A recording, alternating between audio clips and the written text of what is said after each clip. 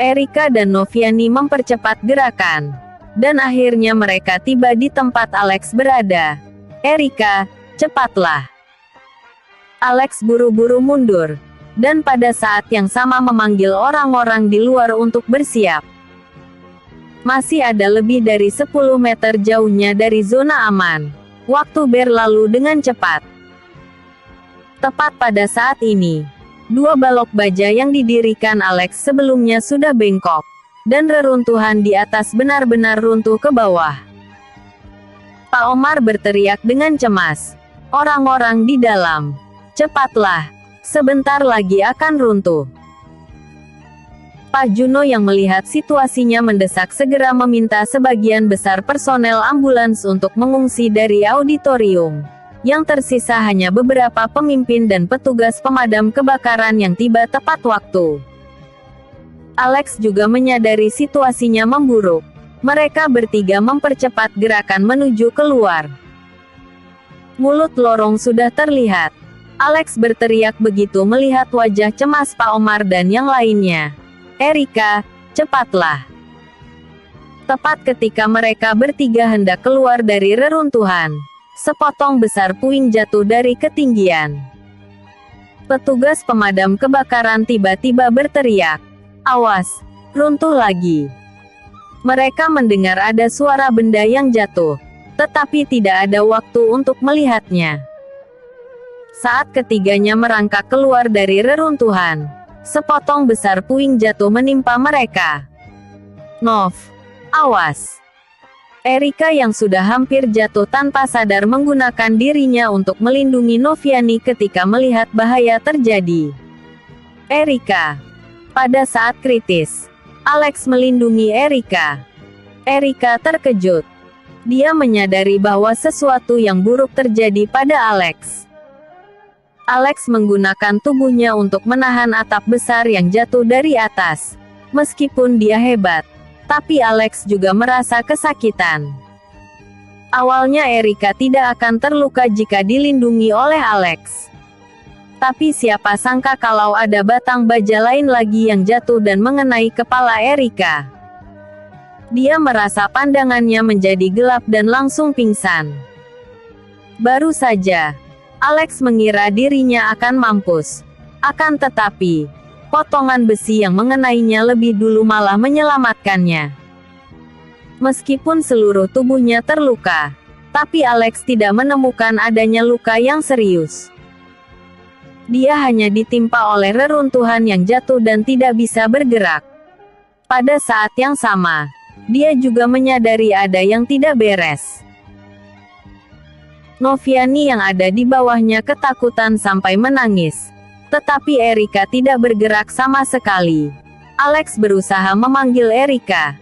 Tetapi dia tidak melihat pergerakan apapun setelah waktu yang lama. Dia mengulurkan tangannya. Dan rupanya kepala Erika berdarah. Alex berusaha keras mendorong reruntuhan yang menempel di tubuhnya. Petugas pemadam dan petugas polisi juga ikut membantu. Mereka mengeluarkan Alex, Erika, dan Noviani dari reruntuhan. Dan semuanya bergegas keluar dari auditorium. Ambulans telah tiba sejak tadi. Beberapa dokter bergegas menghampiri mereka. Hanya ada beberapa memar di badan Alex yang tidak akan membahayakan nyawanya. Terlepas dari rasa sakitnya, dia bangkit dan dengan putus asa menggoyang tubuh Erika yang ada di sampingnya sambil menangis. "Erika, bicaralah." Wajah Erika dipenuhi darah, dan matanya tertutup rapat. Alex sangat panik. Dia bertanya dengan suara gemetar, "Erika, bangunlah ya." Melihat Erika melindungi siswi pada saat kritis, ditambah Alex yang melindungi Erika lagi. Lapisan perlindungan ini membuat siswi bernama Noviani tidak mengalami luka lain selain cedera di kakinya. Adegan menyentuh ini diabadikan oleh guru yang berada di tempat kejadian dengan kamera. Mata Pak Omar sendiri juga sudah dibasahi air mata. Lalu berteriak, "Dok, cepat selamatkan dia." Alex juga tidak tahu seberapa serius luka Erika. Dia menggendong Erika yang sedang dalam keadaan koma ke dalam ambulans. Alex merasa sangat putus asa. Dalam perjalanan ke rumah sakit, Pak Omar menelpon istrinya. "Yen, ada kecelakaan di SMP 1. Kepala Erika terbentur keras karena menyelamatkan siswa yang terjebak. Nyawanya dalam bahaya sekarang. Kamu cepat ke rumah sakit dan persiapkan pertolongan darurat." Istri Pak Omar bernama Yeni. Dia adalah wakil kepala rumah sakit yang kebetulan juga ahli neurologi. Dia baru saja akan tidur setelah mandi di rumah. Setelah mendengar telepon suaminya, dia segera berganti pakaian dan bergegas ke rumah sakit. Setelah dokter Yeni sampai di rumah sakit, ia segera membentuk tim medis untuk menyelamatkan yang terluka. Cedera Alex tidak terlalu serius. Lukanya cukup dibalut saja. Dia berada di luar bangsal Erika untuk menunggu berita Erika. Pada saat ini, Dokter Yeni datang ke bangsal secara pribadi. Pak Omar memperkenalkannya kepada Alex. "Tuan Alex, ini istriku. Dia wakil kepala rumah sakit di sini, dan juga seorang ahli di departemen neurologi." Alex buru-buru memegang tangan Dokter Yeni. "Dok, tolong selamatkan istriku. Kepalanya terbentur tadi dan sekarang dia tidak sadarkan diri." Dokter Yeni menghibur Alex. "Tuan, jangan khawatir. Dokter sedang melakukan penyelamatan. Ketika dua ahli lainnya tiba, kami akan mempelajari cedera istrimu." "Terima kasih, Dok." Alex mau tak mau harus tinggal di luar bangsal dan menunggu kabar. Dua ahli lainnya datang dari rumah satu persatu dan memasuki bangsal. Tetapi tidak ada berita apapun setelah 1 jam berlalu. Alex terus melihat arlojinya. Karena sebelum itu, dokter kepala mengatakan bahwa dalam kondisi seperti Erika, semakin cepat dia bangun, semakin baik. Jika dia tidak bisa bangun sesegera mungkin, maka Erika bisa saja menjadi vegetatif. Alex sangat cemas. Tetapi hasil pemeriksaan dari 3 ahli masih saja belum keluar. Tiba-tiba, ponsel Alex berdering. Setelah Saras dan Ferdi mendapat kabar bahwa putri mereka terluka, mereka bergegas dari rumah. Alex berkata, kepala Erika terbentur karena menyelamatkan seorang siswa. Dia belum bangun juga sampai sekarang. "Alex, katakan pada dokter, tidak peduli berapa banyak uang yang harus dikeluarkan, pastikan untuk menyelamatkan Erika. Kami akan segera sampai," kata Saras sambil menangis. Alex merasa sangat tidak nyaman. Dia menahan air matanya untuk tidak jatuh. "Bu, aku tahu." Tidak lama kemudian, Saras dan Ferdi sama-sama tiba di rumah sakit. "Alex, bagaimana kabar Erika?" Alex berkata, "Para ahli sedang menyelamatkannya. Kita tunggu saja sampai hasilnya keluar." Saras dan Ferdi terus mondar-mandir di koridor karena cemas. Setelah menunggu lama, lampu indikator di bangsal akhirnya menyala. Alex, Saras, dan Ferdi buru-buru berdiri. Setelah pintu terbuka, 2 ahli berambut putih dan Dokter Yeni berjalan keluar bersama. Ekspresi dari ketiganya sangat muram.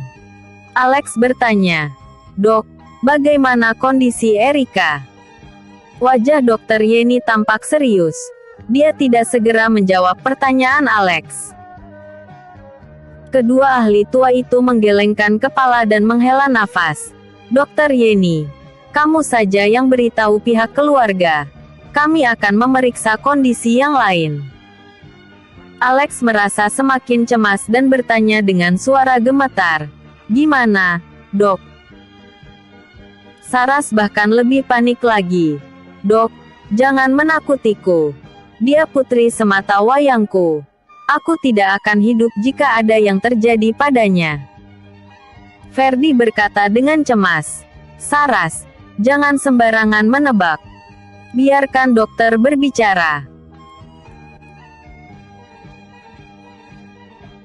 Tidak berbahaya. Dokter Yeni berkata, kondisi Erika sangat buruk.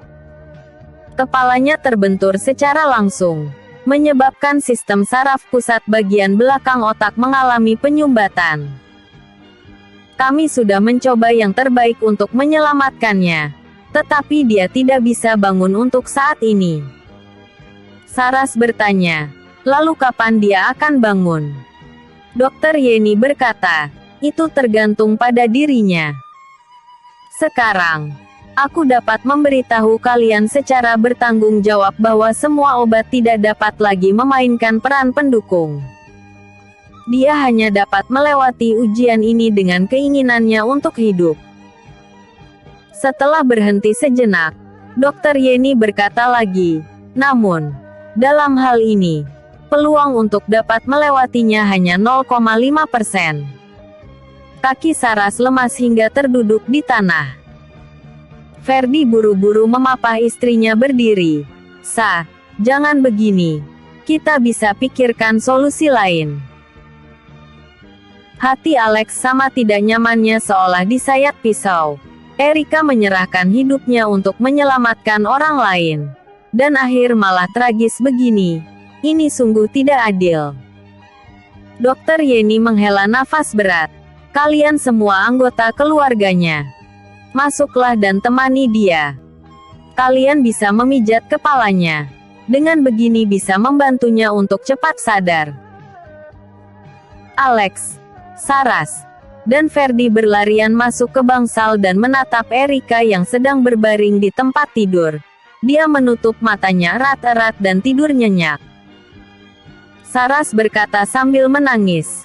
Kak, kamu harus kuat. Kamu harus bangun ya. Ferdi menyeka air matanya.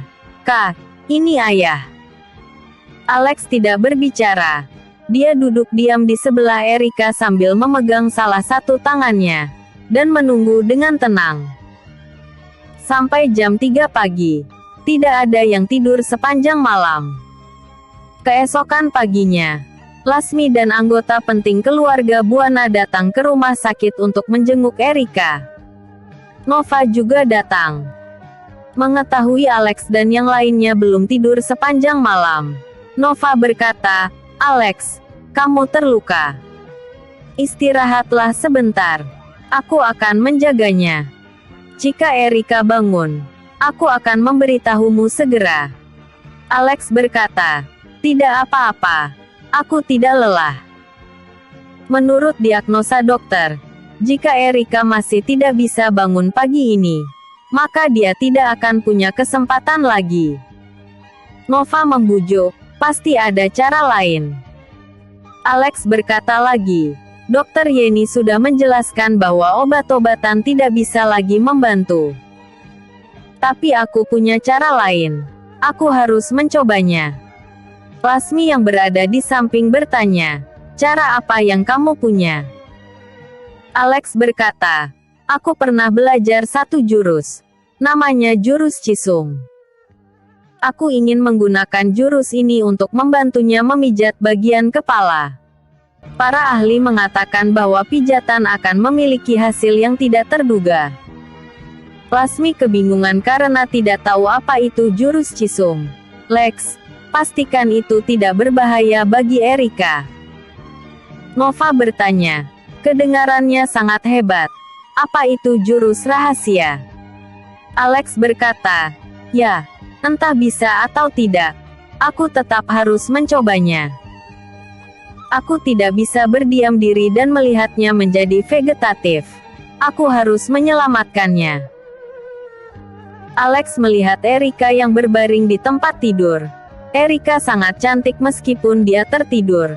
Alex meletakkan jari-jarinya di pergelangan tangan Erika. Saras bertanya dengan cemas, Lex, apa ini sungguh bisa berhasil? Alex berkata, menggunakan jurus cuci sumsum untuk memijat pasien sangat melelahkan. Jika terlalu berlebihan akan membahayakan nyawa. Bahkan jika harus mati, aku juga harus mencobanya. Namun, tidak boleh ada gangguan di sini. Kalian keluar saja dulu. Saras berkata, ini tidak masalah. Nova berkata, aku bisa membantumu menjaga pintu biar tidak ada yang mengganggumu. Alex mengangguk dan menguji denyut nadi Erika. Matanya bersinar terang, dan pandangan di depannya menjadi cerah. Melalui jurus pencucian sumsum, Alex mulai memindai kondisi organ dalam Erika, dan semua detail terungkap dalam pikirannya. Oke, keluarlah kalian. Tidak ada yang boleh masuk tanpa izinku.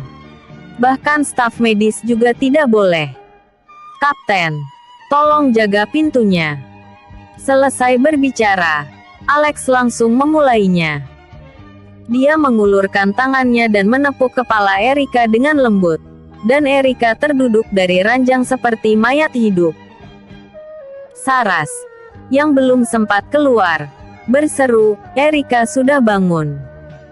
Nova mengingatkan, Bibi, Erika masih tertidur. Itu Alex. Jika Anda ingin Erika diselamatkan, jangan ganggu dia. Saras mengangguk. Semua orang meninggalkan bangsal bersama. Alex mulai mengerahkan kekuatan. Semua kekuatan internalnya terkonsentrasi di telapak tangannya. Telapak tangan menempel di punggung Erika. Pertama, hati Erika diperkuat. Jantung yang kuat akan meningkatkan kecepatan aliran darah di tubuh dan melancarkan peredaran darah di otak. Mengontrol detak jantung Erika adalah langkah pertama. Setelah itu, Alex dengan pelan menekan tangannya ke dahi Erika dan mulai memijatnya. Setiap kali Alex menekan, mata Erika akan berkedip. Ini adalah teknik rahasia untuk pengobatan cedera otak dengan jurus pencucian sumsum. Teknik ini bukan untuk membunuh. Akan tetapi Alex mempelajarinya dengan menghabiskan ratusan malam. Jadi sejak Alex mempelajarinya, dia tidak pernah punya kesempatan untuk menggunakannya. Dia tidak menyangka akhirnya hari ini dia bisa menggunakan jurus ini. Jika bisa menyelamatkan istrinya, maka usaha awalnya tidak sia-sia. Setelah lebih dari 6 jam, langit di luar juga perlahan mengelap. Dan upaya Alex yang tak henti-hentinya akhirnya membuahkan hasil. 90% pembekuan darah di otak Erika tersapu olehnya dengan jurus pencuci sumsum. Erika membuka matanya dan mulai menggerakkan bibirnya. Alex, kamu ya? Pada saat ini, Saras yang mengintip dari luar akhirnya tidak bisa menahannya lagi. Dia membuka pintu dan mendobrak masuk sambil berseru dengan gembira, Erika, dia bangun. Dia sedang berbicara. Erika memandang kamar pasien yang putih, dan suaminya yang lelah, dan juga ibunya yang tersenyum. Dia bertanya dengan heran, Alex, ini di mana? Episode sebelumnya, cedera berat.